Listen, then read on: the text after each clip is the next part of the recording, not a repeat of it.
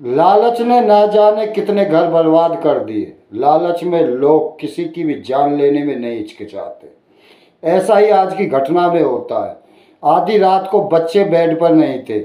जब पिता ने पत्नी के कमरे में जाकर बच्चों को देखा तो उसकी आंखें फटी की फटी रह जाती हैं और वो जमीन पर गिर जाता है।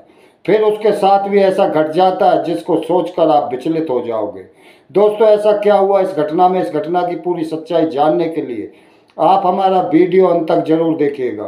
स्वागत है आपका हमारे चैनल क्राइम स्टोरी इंडिया पर रवि फोगाट के साथ। दोस्तों, यह घटना उत्तर प्रदेश के गोरखपुर की घटना है। उत्तर प्रदेश के गोरखपुर में अवधेश नाम का व्यक्ति अपने परिवार के साथ रहता है। अवधेश के परिवार में उसकी पत्नी और उसके दो बच्चे। एक बच्चे की उम्र 7 साल और दूसरे की 4 साल। बड़ा सुखी परिवार था। परिवार में कोई दिक्कत नहीं था। समय धीरे धीरे अच्छे तरह से निकल रहा था।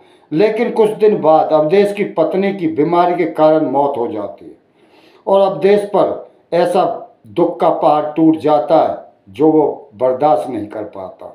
अवधेश अपने बच्चों के साथ परेशान रहता है। तभी अवधेश के ससुराल वाले बोलते हैं, बेटा, इन बच्चों को पालने के लिए तुझे दूसरी शादी करनी पड़ेगी। अवधेश काफ़ी मना करता है कि सौतेली माँ सौतेली होती है, लेकिन अपनी ससुराल वालों के दबाव के आगे वो झुक जाता है और शादी करने के लिए तैयार हो जाता है। तभी अवधेश लड़की की तलाश में रहता है तो उसकी मुलाकात एक नीलम नाम की लड़की से होती है। वह भी शादीशुदा थी जिसके पति की मौत हो जाती है और वो एक लड़की की माँ भी थी। दोनों की मुलाकात होती है। दोनों शादी के लिए तैयार भी हो जाती है क्योंकि एक की पत्नी नहीं थी तो एक का पति नहीं था। दोनों को सहारे की तलाश थी और दोनों सहारा तलाश भी लेते हैं।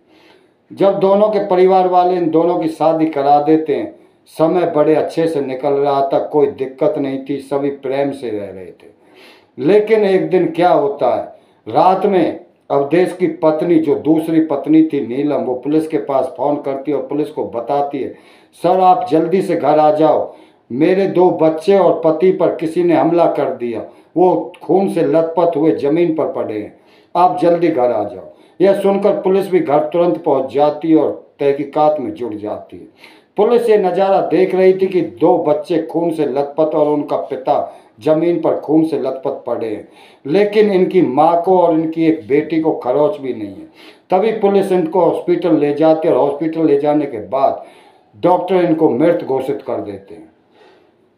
पुलिस तहकीकात में जुट जाती है, पोस्टमार्टम के लिए भेज देती है, लेकिन पुलिस को उसकी पत्नी नीलम पर पूरा शक हो जाता क्योंकि उनको इतने बड़े हादसे के बाद जरा सी भी खरोच नहीं थी।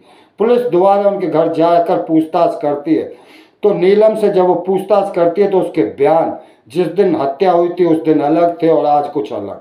पुलिस को शक हो जाता है, पुलिस इसको उठा लेती है। पुलिस जब इससे सख्ती से पूछताछ करती है तो ये पुलिस के सामने जो राज खोलती है, यह सुनकर पुलिस भी चौंक जाती है।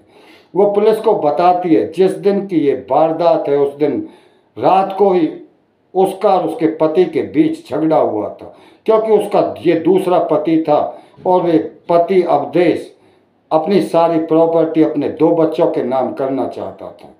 इसी बात पर नीलम के और अवधेश की लड़ाई हो जाती है और वो लड़ाई इतनी बढ़ जाती है कि रात में नीलम अपने पति के उन 2 पहले बच्चों को पत्थर से मार देती है।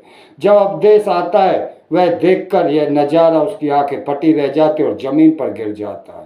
इसके बाद नीलम उस पर भी पत्थर से वार कर देती है और तीनों को मारने के बाद पुलिस के पास फ़ोन कर देती है। पुलिस इसकी नीलम की बातें सुनकर चौंक गई थी और हैरान थी कि क्या एक पत्नी ऐसा भी कर सकती है। दोस्तों, इस अवधेश ने तो अपना परिवार पालने के लिए दूसरी शादी की थी, लेकिन उसे नहीं पता था कि ये दूसरी पत्नी उसके परिवार को उजाड़ देगी और एक पत्नी को भी ये नहीं पता था कि उसने इस प्रॉपर्टी के लालच में अब क्या हासिल कर लिया। खुद तो जेल में चली जाएगी और पति को और उसके 2 बच्चों को इसने मार ही दिया।